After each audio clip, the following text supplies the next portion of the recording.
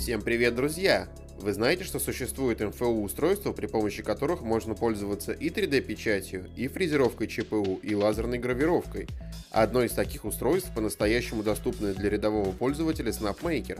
Смотрите, это результат черновой обработки, а вот результат чистовой. Ту же самую деталь мы можем напечатать из пластика, например.